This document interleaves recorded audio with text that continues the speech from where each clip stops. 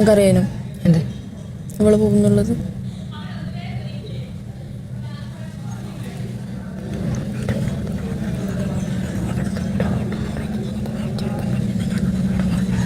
ഇതെന്താണെന്നറിയോ?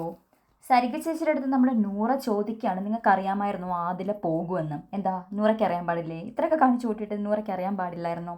അപ്പോൾ സരിക ചേച്ചി ചെവി പറഞ്ഞു കൊടുക്കുകയാണ്, എനിക്ക് മനസ്സിലായത് ഇങ്ങനെയാണ്, അതിൽ ഔട്ടായാൽ എന്താണ്, അവളുടെ വോട്ടും കൂടെ നിനക്ക് കിട്ടും, അങ്ങനെ നിനക്ക് കപ്പടിക്കാമെന്ന്. സരിക ചേച്ചി ജന്മത്തിൽ വിചാരിക്കുന്നുണ്ടോ അങ്ങനെ ഒരു കാര്യം നടക്കുമെന്നുള്ളത്? സരിക ചേച്ചി പുറത്തുനിന്നല്ലേ വന്നത്? സരിക ചേച്ചിക്ക് അറിയില്ലേ പുറത്ത് എങ്ങനെയാണ് കാര്യങ്ങളുടെ കിടപ്പെന്ന്?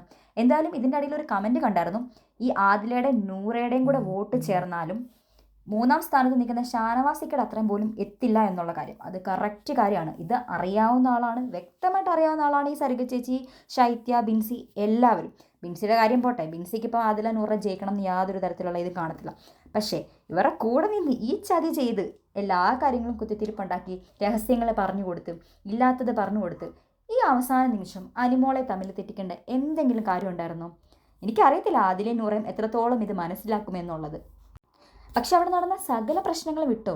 എന്നാലും ഒരു കാര്യം പറയാതിരിക്കാൻ പറ്റത്തില്ല, ഈ ശൈത്യയ്ക്കും ഈ സരിക ചേച്ചിക്കും അറിയാമായിരുന്നു പുറത്ത് എങ്ങനെയാണ്. കാരണം ഈ ആദില നൂറ അനുമോളുടെ അടുത്ത് കൂട്ടുകൂടുന്ന സമയത്ത് ആദില നൂറയ്ക്ക് ഉണ്ടാകുന്ന ആ പോസിറ്റിവിറ്റിയും അല്ലെങ്കിൽ പുറത്ത് കിട്ടുന്ന ആ ഒരു സ്വീകരണവും അനുമോളുടെ അടുത്ത് വഴക്ക് ഉണ്ടാക്കുമ്പോൾ അവർക്ക് കിട്ടുന്ന ആ നെഗറ്റീവ് ഇമ്പാക്റ്റും എത്രയാണെന്ന് ഏറ്റവും വ്യക്തമായിട്ട് അറിയാവുന്ന രണ്ടുപേരാണ് സരിക ചേച്ചിയും ശൈത്യയും. പിന്നെയും ഈ ആപ്പ് വെച്ച് എന്തിനാണ് അവരെ നെഗറ്റീവാക്കി രണ്ടുപേരെയും ഇപ്പം ഇത്രയും പെട്ടെന്ന് തന്നെ അടുപ്പിച്ചടുപ്പിച്ചടുപ്പിച്ച് അങ്ങോട്ട് ഇറക്കി വിട്ടത്? നമ്മുടെ ബിഗ് ബോസിൽ നിന്ന് തന്നെ മൊത്തത്തിൽ അങ്ങ് ഇറക്കി വിട്ടത്. ആ നെവിൻ വല്ലതും പോകാറുന്നില്ലേ? അറ്റ്ലീസ്റ്റ് നൂറയ്ക്കെങ്കിലും ഫൈനൽ ഫൈവിൽ വരാറുന്നില്ലേ? എന്തിനാണ് അവരുടെ അടുത്ത് ഈ പണി ചെയ്തതെന്ന് ചോദിച്ചാൽ, പുറത്തിറങ്ങുമ്പോൾ ഈ ആദില നൂറ നേരിട്ട് നമ്മുടെ സരിക ചേച്ചിയുടെ അടുത്ത് ചോദിക്കട്ടെ, ചേച്ചി എന്തിനാണ് ഇങ്ങനെ ഞങ്ങൾക്ക് ആപ്പ് വെച്ച് തന്നത്? ഞങ്ങൾ നല്ല സ്നേഹത്തോടെയല്ലേ നിങ്ങളുടെ അടുത്ത് പെരുമാറിയത്? ഇത്രയും ക്രൂരത ഞങ്ങളോട് കാണിക്കണമായിരുന്നോ? എന്തായിരുന്നു ശരിക്കും ചേച്ചിയുടെ ഉദ്ദേശം? ഒരു കുടുംബകലഹം മാത്രമായിരുന്നോ? അല്ലെങ്കിൽ ഒരു ദേഷ്യമില്ലാത്ത അനുമോളുടെ അടുത്ത് എന്തിൻ്റെ പേരിലാണ് ഈ വ്യക്തി വൈരാഗ്യം തീർക്കാൻ ഇവരെ യൂസ് ചെയ്തത്?